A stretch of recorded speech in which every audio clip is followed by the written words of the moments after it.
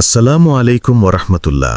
প্রিয় দর্শক, দাজ্জাল এই একটি নাম শুনলেই মুমিন হৃদয়ে অজানা আতঙ্কের সৃষ্টি হয়। কিন্তু আপনারা কি জানেন কিয়ামতের এই ভয়ঙ্কর ফিতনার জন্মের সময় ঠিক কি ঘটেছিল? তার পিতামাতা আসলে কে ছিলেন? তারা কি সাধারণ মানুষ ছিলেন নাকি জিন বা শয়তানের কোনো অংশ? শিশু বয়সে দাজ্জাল এমন কিছু আচরণ করত যা শুনলে আপনার গায়ের লোম দাঁড়িয়ে যাবে। তার জন্মের পর তার মা কিভাবে মারা গিয়েছিলেন সে এক অদ্ভুত ইতিহাস।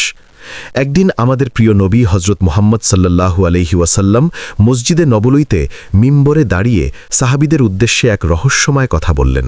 তিনি ৩ বার উচ্চারণ করলেন, আজ কি মুক্তির দিন, আজ কি মুক্তির দিন, আজ কি মুক্তির দিন। সাহাবীরা ভয়ে স্তব্ধ হয়ে গেলেন। কি এই মুক্তির দিন? কেনই বা রসুল সাল্লাল্লাহু আলাইহি ওয়াসাল্লাম এই কথাটি ৩ বার বললেন? আজকের ভিডিওতে আমরা দাজ্জালের জন্ম থেকে শুরু করে তার মৃত্যু পর্যন্ত এমন কিছু লোমহর্ষক তথ্য জানাব যা হয়তো আপনি আগে কখনো এভাবে শোনেননি।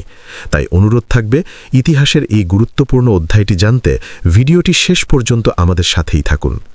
প্রিয় বন্ধুরা, পৃথিবী সৃষ্টির পর থেকে কিয়ামত পর্যন্ত দাজ্জালের ফিতনার চেয়ে বড় এবং ভয়ঙ্কর কোনো বিপদ আর আসবে না। তাই হজরত আদম আলাইহিসসালাম থেকে শুরু করে শেষ নবী পর্যন্ত আল্লাহর পাঠানো প্রত্যেক নবী তাদের উম্মতদের এই একচোখা প্রতারক সম্পর্কে সাবধান করে গেছেন। বিশ্বনবী সাল্লাল্লাহু আলাইহি ওয়াসাল্লাম আমাদের স্পষ্টভাবে জানিয়ে দিয়েছেন, আল্লাহ এমন কোনো নবী পাঠাননি যিনি তার জাতিকে মিথ্যাবাদী দাজ্জাল সম্পর্কে সতর্ক করেননি। তিনি দাজ্জালের একটি বিশেষ শারীরিক বৈশিষ্ট্যের কথা উল্লেখ করে বলেন, মনে রেখো, দাজ্জাল হবে একচোখা, আর তোমাদের মহান রব একচোখা নন। তার 2 চোখের মাঝখানে কপালে স্পষ্ট অক্ষরে লেখা থাকবে কাফির বা অবিশ্বাসী। আশ্চর্যের বিষয় হল এই লেখাটি পৃথিবীর প্রত্যেক মুমিন ব্যক্তি পড়তে পারবেন, সে শিক্ষিত হোক বা অশিক্ষিত। নবীজি সাল্লাল্লাহু আলাইহি ওয়াসাল্লাম আরও জানান, এই মহাফিতনাবাজ দাজ্জাল পৃথিবীতে মোট 40 দিন অবস্থান করবে। কিন্তু এই 40 দিন আমাদের সাধারণ দিনের মতো হবে না।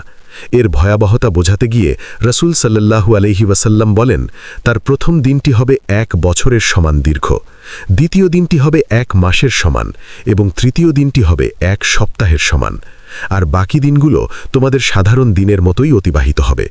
চিন্তা করুন, 1 বছরের সমান একটি দিন কতটা দুর্বিষহ হতে পারে। এবার আসা যাক দাজ্জালের জন্ম বৃত্তান্তে। হাদিসের বর্ণনায় এসেছে এক অদ্ভুত দম্পতির কথা। দাজ্জালের পিতা এবং মাতা দীর্ঘ 30 বছর ধরে সন্তানহীন ছিলেন। তারা সন্তানের জন্য হাহাকার করতেন। দীর্ঘ 3 দশক অপেক্ষার পর তাদের ঘরে জন্ম নেয় এক অদ্ভুত ও বিকট দর্শন পুত্র সন্তান। এই সন্তানটি ছিল পৃথিবীর জন্য সবচেয়ে ক্ষতিকর এবং তার দ্বারা উপকারের আশা ছিল শূন্যের কোঠায়। শিশুটির জন্মের পর দেখা গেল এক অস্বাভাবিক দৃশ্য।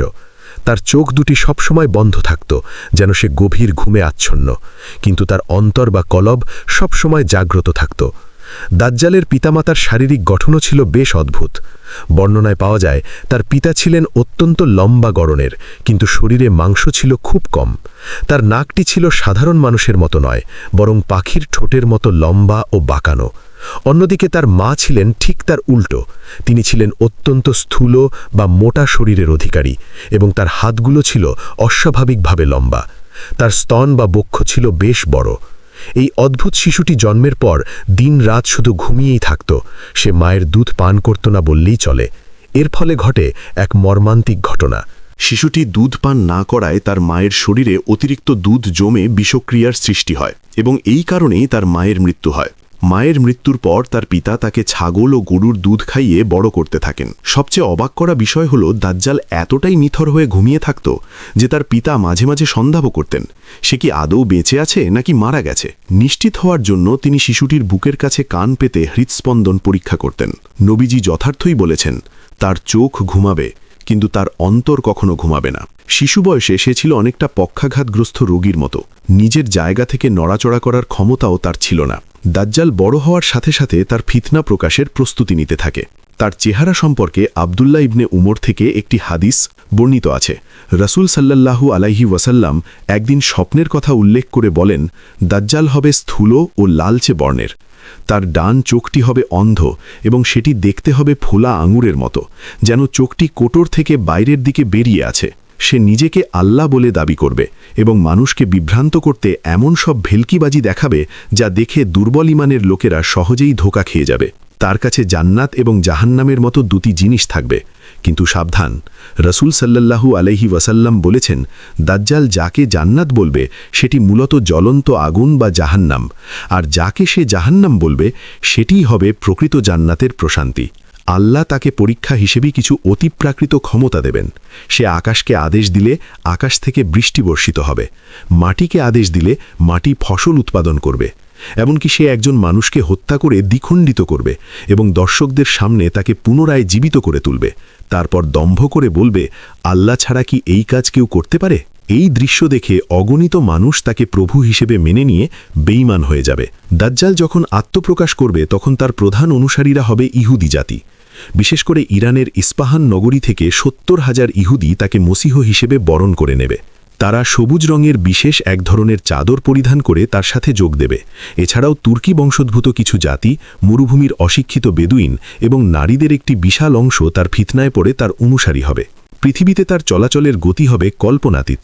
রাসূল সাল্লাল্লাহু আলাইহি ওয়াসাল্লাম বর্ণনা মতে, মেঘকে বাতাস যেভাবে দ্রুতগতিতে তাড়িয়ে নিয়ে যায়, দাজ্জাল ঠিক সেইভাবে এক প্রান্ত থেকে অন্য প্রান্তে ছুটে বেড়াবে। পৃথিবীর এমন কোনো গ্রাম বা শহর বাকি থাকবে না যেখানে তার পদধূলি পড়বে না। মানুষ তার ভয়ে পাহাড় জঙ্গলে লুকিয়ে থাকবে, কিন্তু দুটি পবিত্র স্থান মক্কা ও মদিনা তার জন্য নিষিদ্ধ থাকবে। এবার আসি সেই মুক্তির দিনের ঘটনায় যা শুরুতে বলেছিলাম।